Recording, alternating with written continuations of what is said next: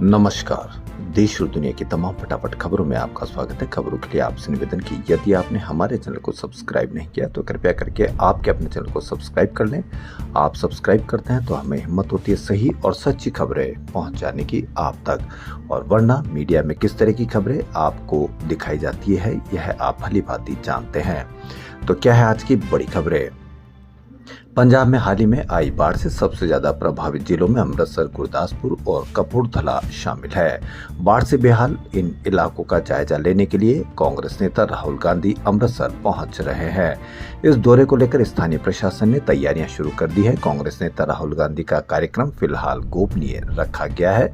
Party सूत्रों के अनुसार राहुल गांधी कल सुबह अमृतसर एयरपोर्ट पर उतरेंगे और सीधे बाढ़ पीड़ितों से मुलाकात करेंगे। हालांकि वह किन गाँवों का दौरा करेंगे और वहां कितनी देर तक रहेंगे इसका आधिकारिक शेड्यूल अभी जारी नहीं किया गया है। वहीं कांग्रेस कार्यकर्ताओं का कहना है कि राहुल गांधी बाढ़ पीड़ितों से सीधे संवाद कर उनकी समस्याओं को समझेंगे और केंद्र व राज्य सरकार पर राहत कार्यों को तेज करने का दबाव बनाएंगे। गौरतलब है कि बाढ़ ने पंजाब के कई गांवों को गहरी चोट पहुंचाई है। हजारों परिवार बेघर हो चुके हैं और फसलों को भारी नुकसान हुआ है। विधानसभा से पास बिलों पर राष्ट्रपति और राज्यपाल की मंजूरी की डेडलाइन तय करने वाली राज्य की याचिकाओं पर सुप्रीम कोर्ट में लगातार 7वें दिन बुधवार को सुनवाई हुई। पश्चिम बंगाल, तेलंगाना और हिमाचल की सरकारों ने विधेयकों को रोककर रखने की विवेकाधिकार शक्ति का विरोध किया। राज्यों ने कहा कि कानून बनाना विधानसभा का काम है, इसमें राज्यपालों की कोई भूमिका नहीं है, वह केवल औपचारिक प्रमुख होते हैं। वही कोर्ट ने मंगलवार को कहा था कि गवर्नर बिलों को अनिश्चितकाल तक लंबित नहीं रख सकते हैं। Chief justice B R. Gavai, justice Suryakant, justice Vikram Nath, justice P S. Narasimha और जस्टिस ए.एस. चंदूकर की बेंच ने सुनवाई की। अगली सुनवाई 9 सितंबर को होगी। पश्चिम बंगाल के वकील कपिल सिब्बल ने कहा कि अगर विधानसभा से पास बिल गवर्नर को भेजा जाता है तो उन्हें उस पर हस्ताक्षर करना ही होगा। सिब्बल ने तर्क दिया कि संविधान की धारा 200 में गवर्नर के लिए संतोष सेटिस्फैक्शन जैसी कोई शर्त नहीं है। उन्होंने कहा कि या तो वह बिल पर हस्ताक्षर करे या उसे राष्ट्रपति को भेज दें। लगातार रोके रखना संविधान की भावनाओं के खिलाफ है। अगर गवर्नर मनमर्जी से बिल अटका दे तो यह लोकतंत्र को असंभव बना देगा।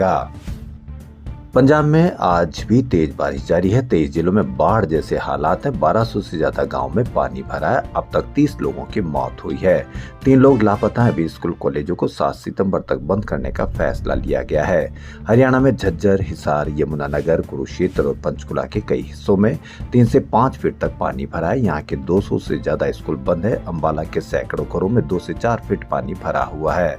हथनीकुंड बैराज से 67 घंटे से लगातार पानी छोड़ा जा रहा है। दिल्ली में यमुना नदी खतरे के निशान 205 मीटर के ऊपर और 207 मीटर पर बह रही है।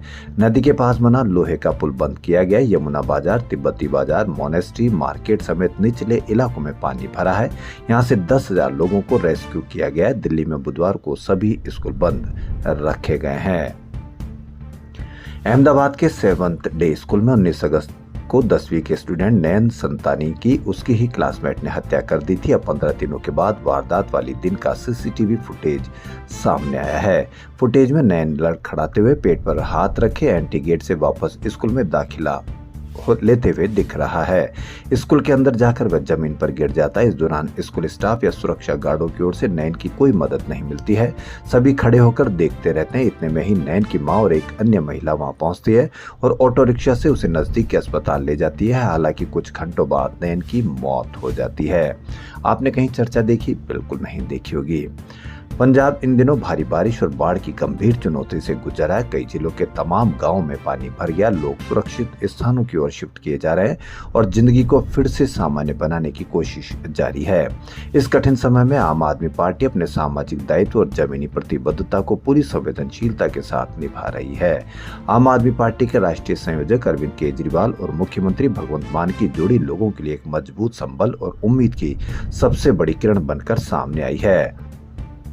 अरविंद केजरीवाल पंजाब में गुरुवार को मुख्यमंत्री भगवंत मान के साथ मिलकर बाढ़ पीड़ित प्रभावित इलाकों का दौरा करेंगे। राहत कार्यों की प्रत्यक्ष समीक्षा करेंगे और प्रभावित परिवारों से मुलाकात कर उनका मनोबल बढ़ाएंगे।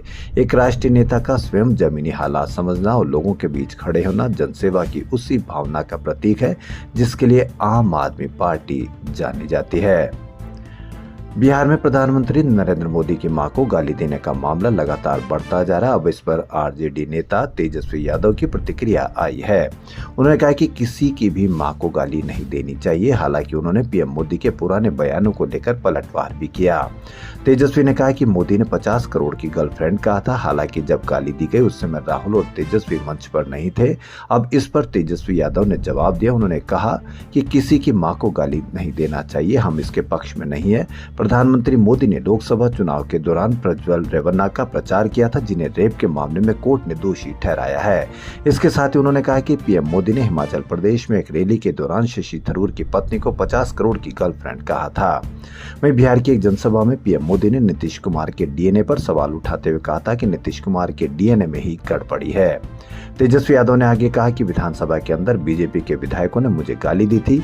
आरजेडी की प्रवक्ता को नंगा घुमाया गया और ऐसा करने वालों को इन्होंने पार्टी में लिया। तेजस्वी यादव ने तंज कसते हुए कहा कि अभी तक प्रधानमंत्री विदेश में थे, ये वहां विदेश में तो ठाके लगा रहे थे, अब इनको भारत में आकर रोना आ रहा है। सरकार के लोग ही अब बिहार बंद कर रहे हैं, इनके पास खुद कोई ठोस मुद्दा नहीं है। बीजेपी साफ तौर पर डरी हुई नजर आ रही है क्योंकि उसकी चोरी पकड़ी जा चुकी है, जिससे लोगों की बेचैनी बढ़ गई है। दरअसल पीएम मोदी की मां को गाली देने के विरोध में एनडीए के घटक दलों की महिला शाखा ने 4 सितंबर को 5 घंटे के लिए बिहार बंद आह्वान किया है। यह बंद बृहस्पतिवार सुबह 7 बजे से दोपहर 12 बजे तक प्रभावी रहेगा। देश और दुनिया की तमाम फटाफट खबरों में फिलहाल इतना ही। यदि आपको हमारा चैनल पसंद आए तो लाइक, सब्सक्राइब और शेयर अवश्य करें। धन्यवाद।